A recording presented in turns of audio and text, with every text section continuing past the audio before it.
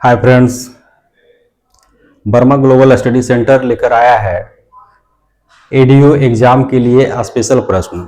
ये सभी प्रश्न वन लाइनर होंगे जो एडीओ एग्जाम के लिए बहुत काफी महत्वपूर्ण होंगे। हम देखेंगे एनसीईआरटी सार संग्रह का वन लाइनर प्रश्न। ये सभी प्रश्न प्रीवियस प्रश्न है। चलिए आगे हम देखते हैं। जो भी प्रश्न है या भारतीय राज्य व्यवस्था से हम पहला चैप्टर उठाते हैं। पहला चैप्टर का नाम है भारत का संवैधानिक विकास। भारत का संवैधानिक विकास से प्रश्न है या पहला प्रश्न है रेगुलेटिंग एक्ट 1773 द्वारा सर्वोच्च न्यायालय की स्थापना कहां की गई थी।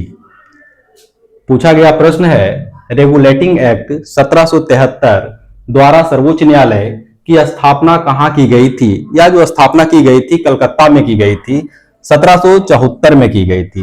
कब की गई थी? 1774 ईस्वी में।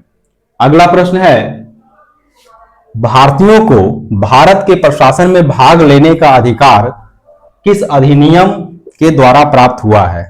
या जो अधिनियम है चार्टर एक्ट 1833 के द्वारा जो है भारतीयों को भारत के प्रशासन में भाग लेने का अधिकार प्राप्त हुआ है।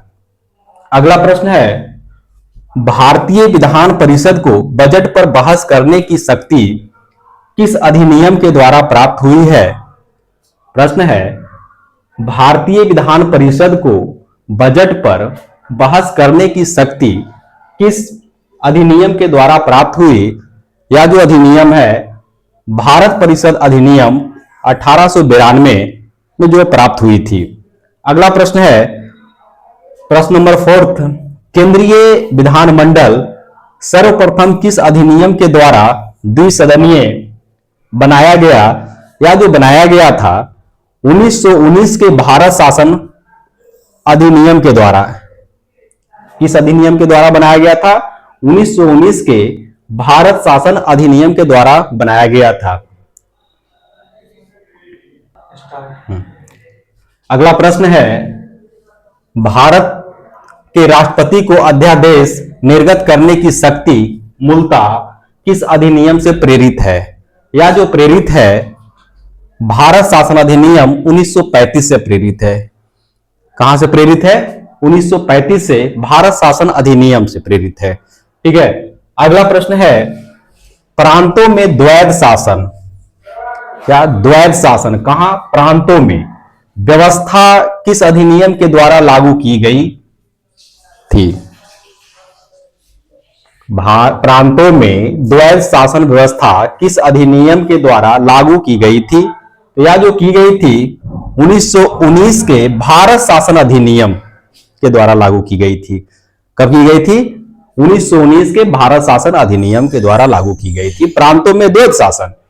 अगला प्रश्न है ब्रिटिश भारत में किस अधिनियम में संघीय शासन का प्रावधान था। ब्रिटिश भारत में किस अधिनियम में संघीय शासन का प्रावधान जो है था।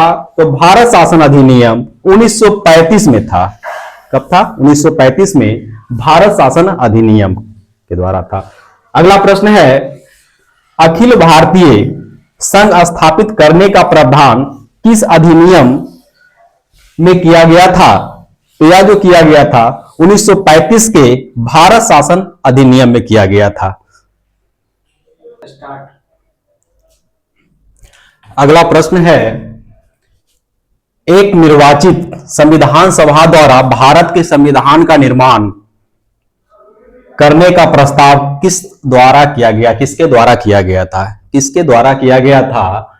एक निर्वाचित संविधान सभा द्वारा भारत के संविधान का निर्माण करने का प्रस्ताव किसके द्वारा किया गया था। तो यह जो किया गया था क्रिप्स मिशन के द्वारा। किसके द्वारा किया गया था? क्रिप्स मिशन के द्वारा किया गया था।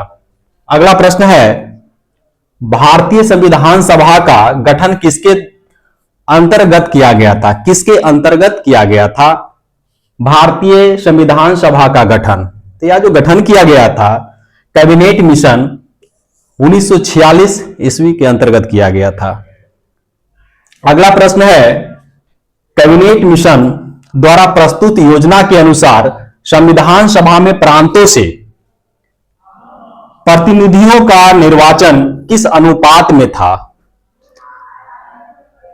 यह जो अनुपात था 10 लाख की जनसंख्या पर एक सदस्य का था। क्या था? 10 लाख की जनसंख्या पर एक सदस्य का था अनुपात। अगला प्रश्न है, भारतीय संविधान का निर्माण करने वाली संविधान सभा के सदस्यों का चुनाव किसके द्वारा किया गया था? भारतीय संविधान का निर्माण करने वाली संविधान सभा के सदस्यों का चुनाव किसके द्वारा किया गया था? तो यह जो किया गया था विभिन्न प्रांतों की विधानसभाओं के द्वारा किया गया था। क्या किया गया था? विभिन्न प्रांतों की विधानसभाओं के द्वारा किया गया था। इसी के साथ आज का प्रश्न समाप्त होता है। चैनल को लाइक कीजिएगा, सब्सक्राइब कर दीजिएगा, जिससे कि अगला नोटिफिकेशन आपके पास भी पहुंचेगा और वीडियो बनाने में भी हमें भी खुशी महसूस होगी। जय हिंद।